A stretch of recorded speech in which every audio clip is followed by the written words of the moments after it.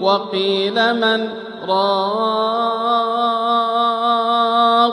وظن أنه الفراق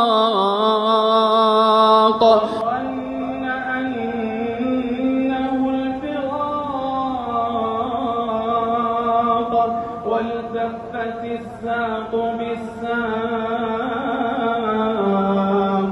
إلى ربك يومئذ المساق فلا صدق ولا صلى ولكن